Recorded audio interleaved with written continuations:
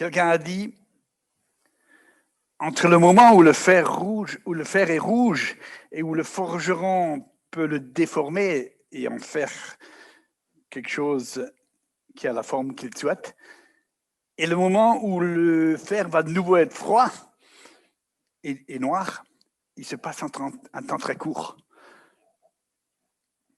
Après quoi, le matériel redevient froid et dur et on ne peut plus le déformer. C'est ainsi aussi pour la parole, la matière humaine de l'esprit en nous. Le temps de grâce est un temps court, c'est en même temps un temps long, c'est un temps éternel, mais le temps de changement parfois est très court. Et Dieu nous fait grâce pour être changé. Alors, je vous propose de faire une lecture aujourd'hui dans le livre de Ruth, chapitre 1er, verset 1 à 6. Peut-être qu'on pourra l'afficher. C'est déjà fait, magnifique. Ce livre de Ruth est extraordinaire dans le sens qu'il ne parle que de Jésus. Il ne parle de ce qui ressemble à Jésus. Nous en reparlerons de tout ça. Ruth 1, donc, 1 à 6. Et il arriva dans les jours où les juges jugeaient qu'il y eut une famine dans le pays. Je ne suis pas sûr que vous ayez la même traduction que moi, mais bon. Et un homme de Bethléem, de Juda, s'en alla séjourner dans les champs ou dans la campagne de Moab. Lui et sa femme et ses 2 fils. Et le nom de l'homme était Elimelech et de sa femme Naomi, et les 2 fils étaient Machlon et Kiljon, Ephratiens de Bethléem de Juda. Et ils vinrent dans les champs de Moab et ils vécurent là. Et Elimelech, le mari de Naomi, mourut et elle resta avec ses 2 fils. Et ils prirent 2 des femmes moabites. Le nom de l'une était Orpa et la seconde Ruth. Et ils habitèrent là environ 10 ans. Puis Machlon et Kiljon moururent aussi, tous les 2, et la femme resta privée de ses 2 enfants et de son mari. Alors elle se leva, elle et ses 2 belles-filles, et s'en revinrent des champs de Moab, car elle avait entendu dire au pays de Moab que l'Éternel avait été intervenu en faveur de son peuple pour leur donner du pain. Nous lisons encore le verset 22. C'est ainsi que Noémie revint du champ de Moab avec Ruth, sa belle-fille moabite. Lorsqu'elles arrivèrent à Bethléem, on commençait juste à récolter l'orge. Point. Je m'arrêterai là pour notre lecture. Seigneur, instruis-nous, Seigneur, s'il te plaît, dans qui tu es, dans ce que tu désires, dans le chemin que tu désires nous faire emprunter, et dans le temps juste pour le chemin, et dans le lieu juste où nous sommes appelés à aller, et à être, et à devenir. Fais-nous grâce par ta parole, par ton esprit, afin que nous ne soyons pas emportés à tout vent de doctrine, mais que nous soyons dirigés par ta grâce. Vraiment dirigés, Seigneur, dans ce qui est juste, pour accomplir, Seigneur, ce que tu as préparé d'avance pour nous. Merci, Seigneur, pour ta fidélité. Amen. Pour ceux qui vont prendre le petit fascicule un pas de plus, ils auront presque ma prédication en raccourci.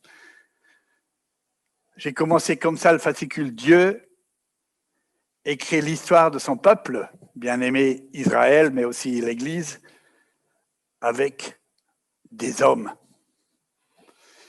Il prend alors en éducation des fils et des filles avec des caractères choisis, souvent bien trempés, bien vrais, bien solides, mais aussi prêts à devenir des disciples, aptes à être formés, à être conduits, aptes à écouter avec attention, ou bien qui apprennent à être aptes à écouter avec attention, aptes à changer, aptes à la sainteté, c'est-à-dire à être mis à part. Je m'étonne toujours qu'on ne comprenne pas ce que c'est que la sainteté. Mis à part, ça signifie qu'il y a des endroits où on ne doit pas être. Je le dirais fortement, il y a des endroits qui nous sont interdits. Mais ce n'est pas le sujet de mon message, je continue. Dieu choisit alors des hommes aussi aptes aux larmes, à la souffrance physique, aux problèmes, il y a tout le reste. Vous n'êtes pas dans la présence de Dieu le fruit du hasard. J'aimerais le dire de manière forte. Bien avant leur naissance déjà, Dieu prépare et forge dans la vie des pères l'avenir des fils qu'il choisit. Je répète cette phrase parce que vous ne l'avez peut-être pas comprise. J'utilise parfois des phrases un peu à rallonge. Bien avant leur naissance déjà, Dieu prépare et forge dans la vie des pères l'avenir des fils qu'il choisit. Vous n'êtes pas le fruit du hasard. Déjà, dans le ventre de votre maman, Dieu vous voyait. Et déjà, il préparait votre avenir et votre éducation en lui. C'est ainsi que dans le livre de Ruth se lève Boaz. Boaz signifie colonne dans le temple de Dieu. Colonne dans le temple. Les historiens notent de Boaz, en fait, sa qualité d'éphraïmite, sa parenté avec Naomi, par Elimelech, son caractère influent dans le lieu où il vit, son caractère responsable apparemment, aussi sa richesse matérielle, sa bonne réputation dans son lieu de vie. Mais j'ai envie de dire que Dieu n'évalue pas les hommes en surface. Ce n'est pas tout ça qui va jouer sur le choix de Boaz. L'éternelle et divine parole de Dieu dit prophétiquement ceci sur Boaz, de manière simple, en une seule phrase. Boaz vint de Bethléem. Et Dieu n'a pas de difficulté d'orientation. Hein. Quand il appelle David, il a déjà en main sa fronde et certainement sa harpe.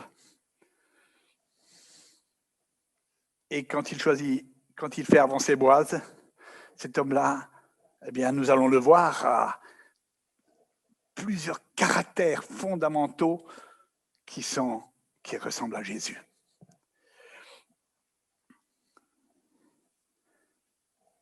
Boaz vint de Bethléem. Vous connaissez ce passage, hein? Michée 5. Et toi, Bethléem Ephrata. C'est le texte de Noël, n'est-ce pas? Qu'on cite souvent à Noël. Le plus petit des clans de Juda, c'est de toi que sortira pour moi celui qui doit gouverner Israël. Ses origines remontent aux temps anciens, aux jours d'autrefois. Mais Dieu délivrera son peuple jusqu'au jour. Dieu livrera son peuple jusqu'au jour où enfrontera celle qui doit enfanter, et ceux de ses frères qui resteront rejoindront le Fils d'Israël. Il dressera, il fera leur berger, et il sera leur berger par la puissance du Seigneur, Jésus, par la majesté du Fils, du nom du Seigneur, son Dieu. Ils habiteront en sécurité, car désormais, il sera grand jusqu'aux extrémités de la terre. Et lui-même, il sera la paix. Jésus. Bethléem, minuscule bourgade là, affamée de Galilée, va devenir pour Naomi la maison du pain. À nouveau. C'est la fin de la décadence, c'est la fin de la déchéance, c'est la fin de la perte. Pour elle, aussi pour Ruth, la fin du deuil.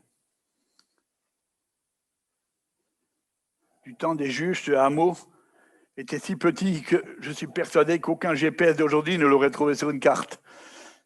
3 chameaux, 2 moutons, 2 poules. Mais dans la pensée biblique, mes frères, Bethléem était le lieu qui allait marquer éternellement et prophétiquement à tout jamais la mémoire de l'humanité. Vous le savez. Vous pouvez demander à tous les enfants de la rue ce que c'est que Bethléem, ils le savent. Ils ne savent peut-être même pas parfois ce que c'est que Jésus, mais Bethléem, ils connaissent. Quand Dieu prend en bouche sa parole, la terre entière, les hommes, la nature, les bêtes, tout est marqué, pressé, pesé, scellé pour l'éternité. Il y a quelque chose quand Dieu parle qui fait que, on n'oublie jamais ce qu'il dit. Pas un iota de sa parole, dit Jésus, ne sera jamais effacé. Aucun trait de sa volonté ne pourra jamais être contesté dans les faits. Le ciel et la terre passeront, mais mes paroles ne passeront pas. Vous êtes peut-être appelés par Dieu à de grandes choses. Pour le service de Dieu, je parle peut-être là aux plus jeunes. Mais sachez que rien ni personne ne peut vous empêcher d'entrer dans le service de Dieu, si c'est sa volonté. Mais sachez aussi que si vous n'êtes pas au bon moment, au bon endroit et pas dans sa volonté, rien ne peut vous faire entrer dans ce service.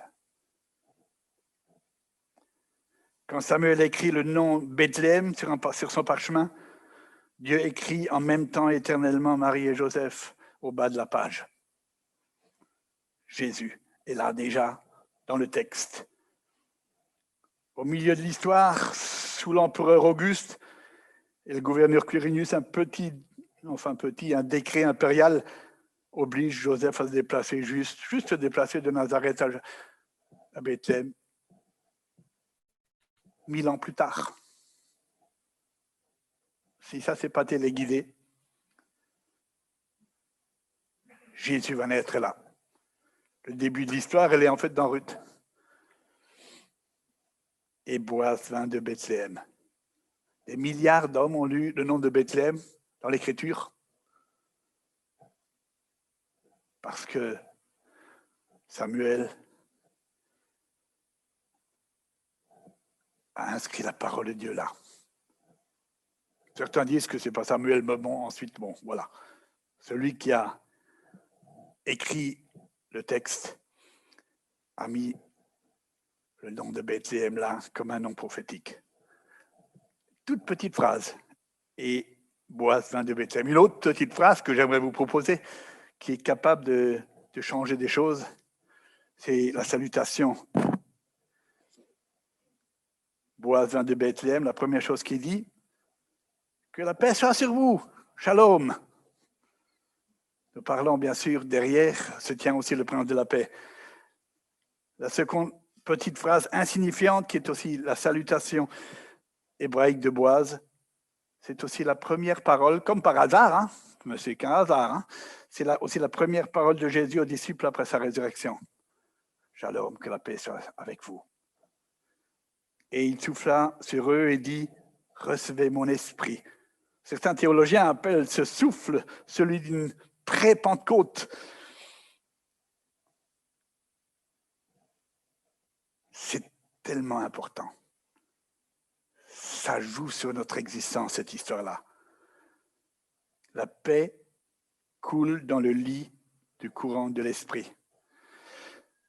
Celui qui aime la paix, qui la désire, qui y travaille,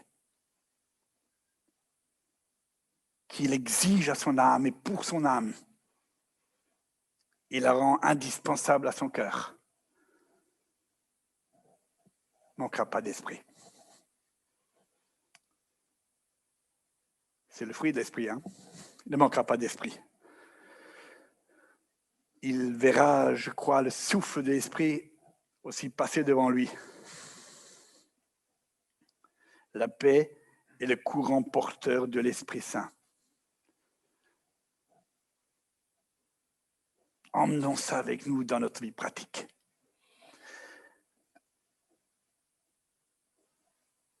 C'est tellement important. Nous ne pourrons pas être réellement au service de Dieu sans être des hommes et des femmes de paix. Rappelez-vous la parole de Michée que nous avons lue tout à l'heure. Et toi, Bethléem, Ephrata, la plus petite entre les villes de Juda, de toi sortira pour moi celui qui doit gouverner Israël. Gouverner comment? Oui, par la paix.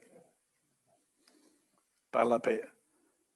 Désormais, il sera grand jusqu'aux extrémités de la terre et lui-même sera la paix. C'est prophétique, c'est réel. C'est ce que nous vivons aussi aujourd'hui dans notre marche chrétienne. Ceci impacte nos couples, ceci impacte nos familles, nos lieux de vie et de travail, nos écoles, là où nous sommes, notre service dans l'Église. La paix est porteuse du courant. Elle est le canal, le fruit, la condition de présence, la preuve d'authenticité de l'esprit. Jacques 3,18 dit ceci: ceux qui travaillent à la paix sèment dans la paix une semence qui aura comme fruit la justice, bien ce qui est juste. Boaz vint de Bethléem, que la paix soit sur vous. Une troisième parole qui, moi, elle a retourné mon existence, cette parole, il y a déjà 20 ans en arrière. Boaz, Ruth 2,5, demanda au serviteur de la moisson: à qui est cette femme? Petite parole insignifiante, mais voilà une parole de pureté absolue. Mes frères, mes sœurs, une parole digne de venir de Jésus lui-même, le Rédempteur et le Libérateur. Une parole d'esprit. Voilà un homme qui organise la surveillance de la moisson. Il dit,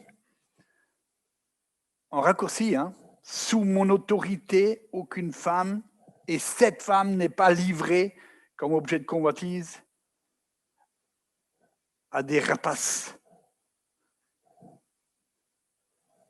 qui aiment la chair fraîche. Je vais le dire de manière crue. Matthieu 5, verset 28, dans Matthieu 5, 28, Jésus dira: celui qui convoite cette femme dans son cœur a déjà commis adultère. L'application pratique d'esprit ici, c'est la suivante, c'est que l'homme, mais aussi la femme, parce que ça va aussi dans l'autre sens, l'homme qui s'interroge sur l'autorité protectrice, reste pur dans son âme.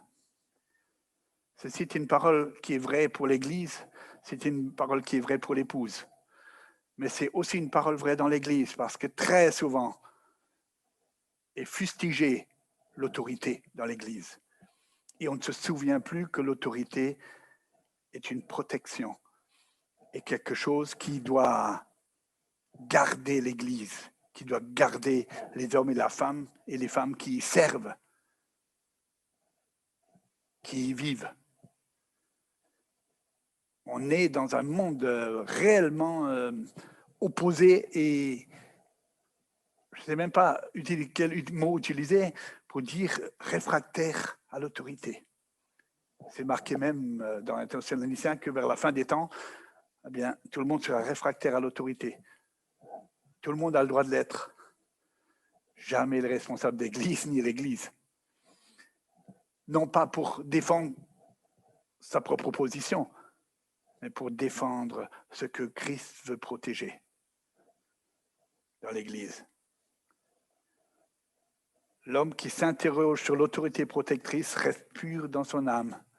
Je l'ai vécu dans ma vie, c'est mon témoignage, c'est le témoignage d'une parole, de la parole de Dieu. À partir du moment où je m'interroge sur qui est cette femme, je ne convoiterai plus de femme. Il y a un changement qui va s'opérer dans ma mentalité, une métanoïa, une conversion, une repentance. C'est vrai pour les femmes aussi.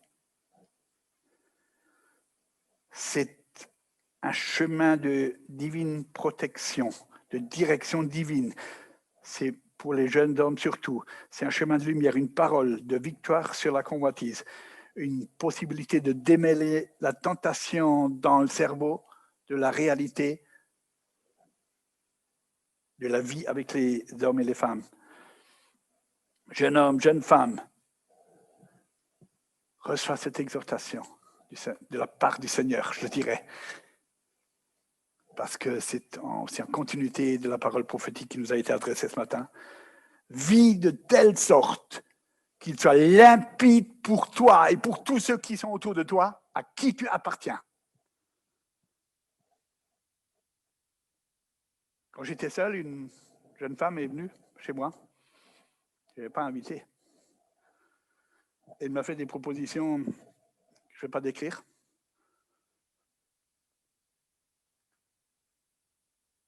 Et je lui ai dit à qui j'appartiens. Et donc, qu'en aucun cas, je pourrais appartenir à quelqu'un d'autre qu'à Christ. C'est tout ce que j'ai dit. Et ensuite, silence. Elle est partie. Elle a même quitté l'église. Jeune homme, jeune fille, vis de telle manière qu'il soit limpide pour n'importe qui, à qui tu appartiens. Que le monde sache, que ceux qui vivent autour de toi sachent qu'ils ne peuvent pas t'avoir comme ça. Juste parce que tu es seul, peut-être. Hein? L'un ou l'autre, homme ou femme, hein? Cette vérité est vraie pour les deux. À qui est cette femme? À qui est-ce que tu appartiens?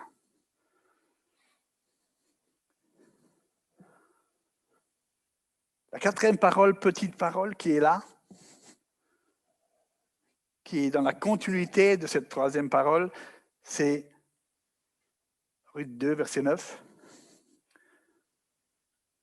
J'ai interdit à mes serviteurs de te toucher. Et si tu as soif, tu boiras aux cruches qu'ils ont remplies. Ça, c'est une parole pour l'Église extraordinaire. Notre rôle de serviteur dans l'Église, tous les serviteurs, hein, c'est de remplir des cruches d'eau pour que les hommes et les femmes n'aient plus jamais soif. Vous connaissez cette parole-là, où Jésus dit, femme, si tu bois de cette eau, tu auras encore soif. Mais si tu bois de l'eau que moi, je te donnerai, tu n'auras plus jamais soif. Et les fleuves d'eau vive qui couleront en toi seront en toi comme une... Ce qui va couler en toi, je ne sais plus la parole exacte, sera comme un fleuve qui va se répandre. J'ai interdit à mes serviteurs de te faire du tort. Boaz est un homme qui connaît la loi et il connaît la limite de la loi. Vous savez quelle est la limite de la loi? Elle est toute simple. Hein? Eh bien, elle se heurte à notre chair, hein, la loi. Elle est juste là pour nous dire, non, mais ça, ce chemin-là, il n'est pas bon. Hein, là, tu ne peux pas aller. Ça, tu ne peux pas le vivre. Mais ça ne suffit pas, ça. Il faut que le cœur s'engage à la fidélité de Dieu et à la crainte de Dieu pour que la loi puisse être mise en pratique. Il faut que nous aimions, nous dit le Nouveau Testament, pour que la loi puisse être vécue avec victoire. La chair non sanctifiée, juste contrainte par la loi morale, eh bien, sans obligation et sans discipline d'esprit, la chair, elle reste convoitante. Hein? Elle reste voleuse, assassine de la grâce. Elle est agressive, elle est agressante même. Boaz sait très bien qu'en temps de moisson, c'est la fête. On boit un peu plus d'alcool, les mœurs se relâchent. Il voit tout de suite que cette femme-là, elle va devenir... elle risque en tout cas de devenir une proie. C'est pour cela qu'il dit, j'ai interdit. Je pose une interdiction, je te protège. Mais en même temps, il dit, et j'aime bien cet équilibre, quand tu as soif, va boire. Il semblerait que les personnes âgées ne se rendent plus compte quand elles ont soif, il y a quelque chose qui est déréglé. Et même les plus jeunes, en temps de canicule, eh bien, ils ont tendance à ne pas boire assez. Et ensuite, bien sûr, ils se dessèchent. Et quand on est desséché, eh bien, nous sommes en danger. C'était une réalité morale pour le cœur. Quand nous manquons de la parole de Dieu, et ce confinement a aussi joué dans ces choses-là, quand nous manquons de la parole de Dieu, quand nous manquons de boire auprès du Seigneur, il y a tout plein de tentations qui se lèvent, hein, parce que quand on a soif, on a envie de boire. Et là, Boaz dit à cette jeune femme, quand tu auras soif, tu iras boire. N'attends pas. Bois régulièrement. Bois régulièrement pour que tu puisses rester debout et faire ton travail, glaner et ramasser les épis. Dans la ligne droite de Jésus, Boaz va poser sa main de grâce sur Ruth et la protéger. En même temps que l'appeler à sa responsabilité de boire. Là où est l'eau, il faut que tu viennes boire. C'est ta responsabilité. Tu es racheté et en même temps tu es rendu responsable de ta santé spirituelle. Protégé, mais rendu responsable du soin à donner à ta vie nouvelle. Je vais vous laisser avec cette parole. Que le Seigneur nous emmène dans ses chemins. Boaz vint de Bethléem. La parole de Dieu nous conduit dans notre destin de manière juste.